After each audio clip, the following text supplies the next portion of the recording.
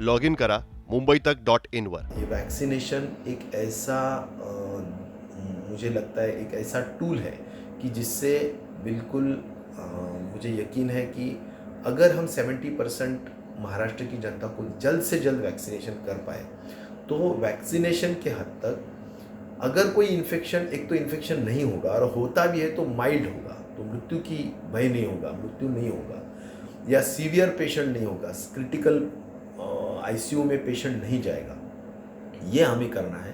तो ये टारगेट ध्यान में रखते हुए भी हमने केंद्र शासन को नम्रतापूर्वक विनती की है।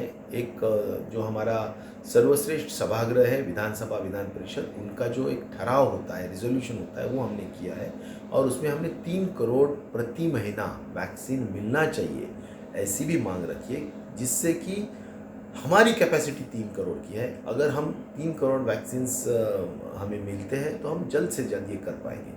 महाराष्ट्र की एक ज़रूर सभी को चिंता है, जैसा कि प्रधानमंत्री जी ने भी चिंता व्यक्त की है, तो उसमें हमारा एब्सोल्यूट नंबर जो बोलते हैं, आज भी करीबन अगर 4.5 लाख देश में है तो उसमें 1 लाख के दरमियान महाराष्ट्र में है, तो 20% के दरमियान हमारी महाराष्ट्र की फिगर जाती है, मृत्यु दर ज़्यादा होता है। तो ये सभी के लिए ये पार्श्वभूमि जो है, ये बैकग्राउंड जो है, इसी के लिए हम मांग कर रहे हैं कि हमें जल्द से जल्द वैक्सीनेशन करवा दो और हमें जल्द से जल्द, क्योंकि ऐसी भी थियरी कही जाती है कि जो वेस्टर्न जोन है हमारे देश का, अगर कन्याकुमारी से लेके हम श्रीनगर से तक अगर देखेंगे तो ऊपर से लेके नीचे तक तो वेस्टर्न जोन ज़्यादा इफेक्ट होता है। तो महाराष्ट्र हो, केरला हो, गुजरात हो, तो ये थोड़े इफ़ेक्ट होने वाले ज़्यादा ज़िले और नॉर्थ ईस्ट के थोड़े ज़िले राज्य है। तो मुझे लगता है कि इन एरियाज़ में ज़्यादा वैक्सीनेशन करने की ज़रूरत है और उस पर ज़्यादा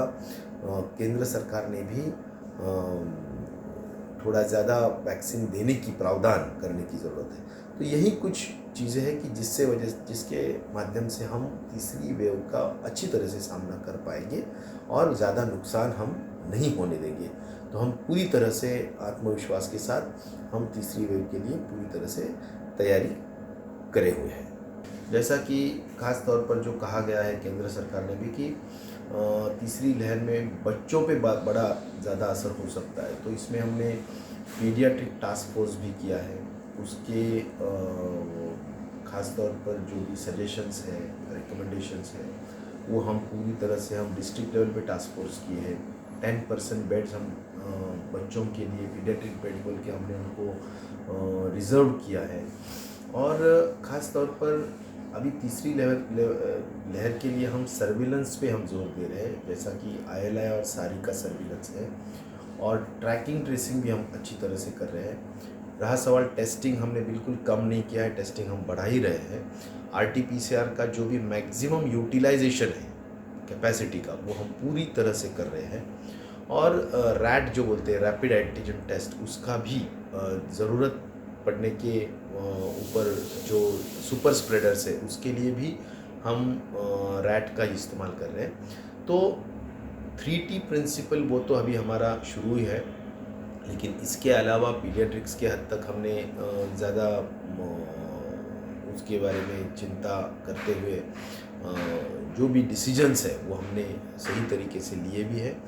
ऑक्सीजन के हद तक भी हमने जैसा कि ऑक्सीजन सेकेंड लहर में हैंड टू माउथ था, बहुत ही वैसा तो हम महाराष्ट्र का सद्भाग्य बोलेंगे कि कोई मिसहैप नहीं हुआ, यानी कोई घटना नहीं घटी कि जिससे कि ऑक्सीजन न मिलने की वजह से कोई व्यक्ति का मृत्यु हुआ।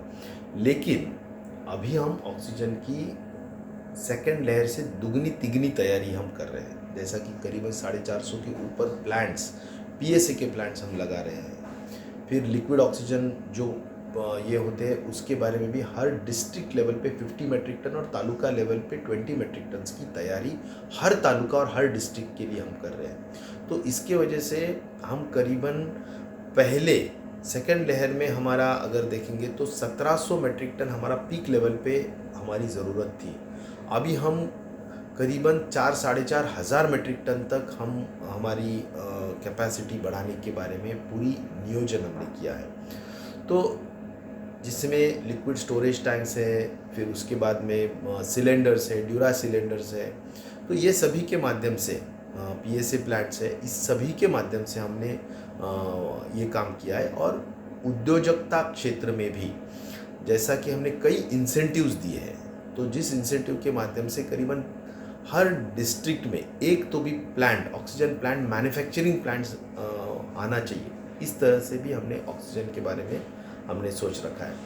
और तीसरी लहर के प्रिपरेशन के हद तक अगर आप पूछेंगे तो इसका मेडिसिन का जो बजटिंग है, अभी हमारा जो 2 दिन का सेशन हुआ है, हमने पूरा 2000 करोड़ रुपया का बजट मेडिसिन के लिए भी रखा है, जिसमें पीडियाट्रिक्स का मेडिसिन हो, पीडियाट्रिक के लिए लगने वाले वेंटिलेटर्स हो, या अन्य जो मेडिसिन कोविड के लिए लग रहे हैं उसकी मेडिसिन की व्यवस्था हो।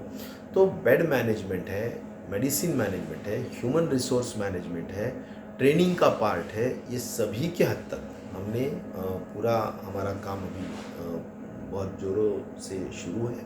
और मुझे यकीन है कि महाराष्ट्र पूरी तरह से तीसरी वेव अगर आती है, मैं तो भगवान को, ईश्वर को प्रार्थना करूंगा कि ये न आए, लेकिन अगर आती है तो हम बिल्कुल तैयारी के साथ तीसरी वेव को हम फेस करने के लिए बिल्कुल तैयार हैं। लॉग इन करा मुंबईतक.in वर.